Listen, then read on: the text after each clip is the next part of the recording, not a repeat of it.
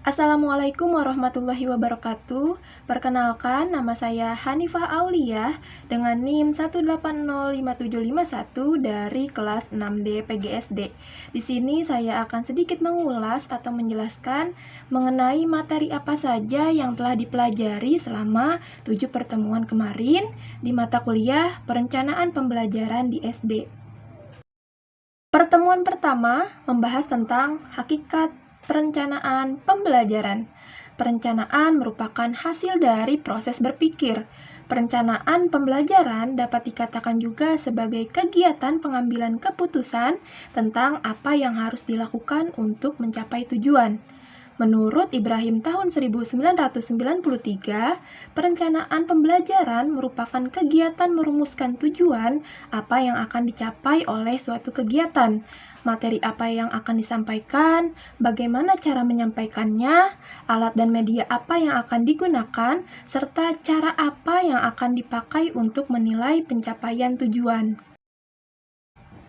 Pertemuan kedua dengan materi tujuan dan fungsi perencanaan pembelajaran. Tujuan yang paling mendasar dari sebuah perencanaan pembelajaran adalah sebagai pedoman atau petunjuk bagi guru, serta membimbing dan mengarahkan kegiatan guru dan siswa dalam proses pembelajaran. Sedangkan fungsi dari perencanaan pembelajaran sendiri adalah mengorganisasikan dan mengakomodasikan kebutuhan siswa secara spesifik, serta membantu guru dalam memetakan tujuan yang hendak dicapai.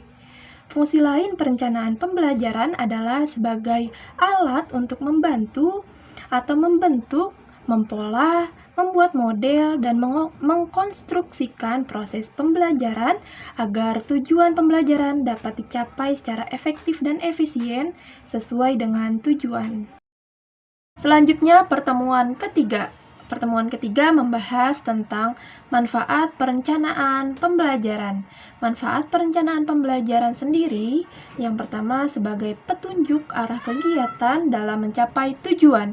Selanjutnya, untuk bahan penyusunan data agar terjadi keseimbangan kerja. Selanjutnya, sebagai pedoman untuk guru maupun murid untuk mencapai tujuan pembelajaran yang maksimal. Dan yang terakhir, sebagai pola dasar dalam mengatur tugas dan wewenang bagi setiap unsur yang terlibat dalam kegiatan. Pertemuan keempat. Materi pertemuan keempat yaitu prinsip-prinsip perencanaan pembelajaran. Prinsip-prinsip perencanaan pembelajaran di sini yang saya ketahui terdapat 5 di dalamnya. Yang pertama, prinsip keterlibatan siswa secara aktif. Prinsip ini berhubungan dengan prinsip aktivitas, bahwa setiap individu harus terlibat secara langsung untuk mengalaminya. Yang kedua, prinsip kontekstual. Prinsip kontekstual di sini didasarkan atas prinsip dan strategi pembelajaran yang mendorong terciptanya 5 bentuk pembelajaran, yaitu keterkaitan atau relating, pengalaman langsung atau experiencing, penerapan atau applying, dan alih pengetahuan atau transferring. Yang ketiga, prinsip keragaman media dan sumber belajar. Media dan sumber belajar yang beragam dapat memudahkan guru dan siswa dalam melaksanakan proses pembelajaran. Yang keempat, prinsip pengembangan kemampuan berpikir kritis, kreatif, dan inovatif. Dan yang kelima, prinsip pembiasaan. Prinsip pembiasaan di sini dalam artian perencanaan pembelajaran yang dibentuk memberikan pembiasaan kepada siswa agar memiliki tingkah laku yang baik. Selanjutnya, pada pertemuan kelima membahas tentang model-model pembelajaran.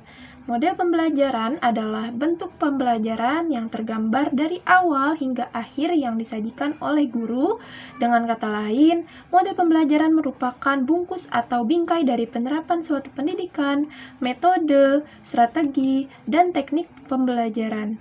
Di dalam model pembelajaran harus terdapat sintaks.